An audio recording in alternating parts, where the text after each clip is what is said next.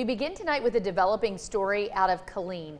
A student at Roy J. Smith Middle School died after she was stabbed on campus this morning. The school issued an immediate lockdown and a massive emergency response. Officials with Killeen ISD held a press conference late this afternoon. Tonight we have team coverage. 6 News' Juliana Jackson and Adriana Alexander are in Killeen tonight. Let's check in first with Juliana Jackson. She's been at the Reunification Center where parents have been picking up their students throughout the day. What can you tell us about that scene, Juliana? Yes, I'm here in Killeen outside of the Reunification Center here at the Manna Church. You can see behind me. It's a much calmer scene than what it was just a few hours ago when parents started arriving on the scene to pick up their children here at the Reunification Center. From what we could see with parents walking past is that they were visibly shaken. Tears were coming down because of the tragic events that unfolded earlier this morning.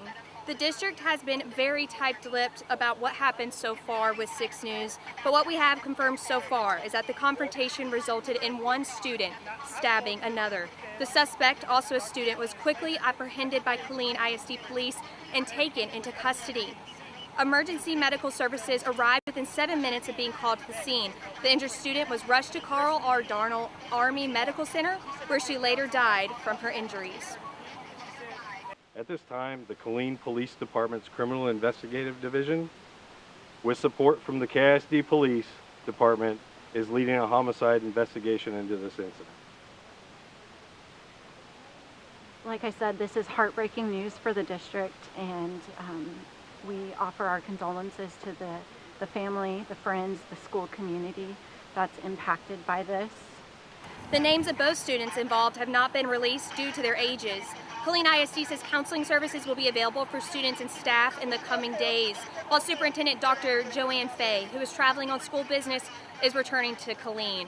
Now, after these tragic events have unfolded, we want to make sure to get out there that crisis and counseling services will be available to all students, staff, and faculty during this difficult time, and that will be administered starting tonight at the District Central Administration Building.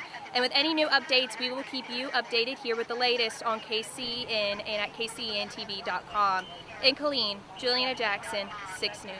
Juliana, thank you. Our team coverage continues tonight. Parents, of course, have been frantic throughout the day, searching for information and direction to pick up their child from campus. 6 News anchor Adriana Alexander was able to speak to several parents today and get reaction as this devastating news spread. She joins us live now from Killeen. Also, Adriana, what'd you find out today?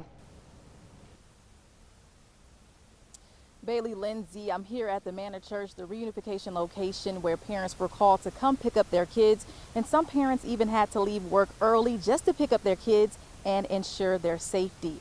Now, this all began in regards to the pickup this afternoon, and a lot of people were shaken up, especially those parents, because they didn't know whether their children were okay. Now, some parents were able to contact their kids on their child's cell phone, but a number of others had no luck.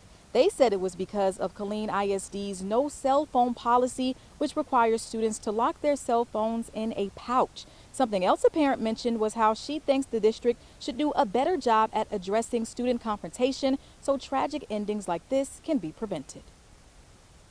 That's really sad because the school knows what's going on within their school way before the altercation gets to this level. And so they should be doing something about that instead of waiting for it to escalate to this level. They shouldn't wait for something to happen and then, oh, now let us get the kids and separate them. No, they should already be calling the parents. Now, this area is nothing like what it was for the last few hours. There is no line, but again, parents and kids are still shaken up by what happened. Tonight on 6 News at 6, I'll tell you and show you exactly what a parent said in regards to that no cell phone policy and how he was not able to contact his son in this incident. In Killeen, Adriana Alexander, 6 News. Adriana, thank you so much. And of course, we'll continue to follow this throughout the evening.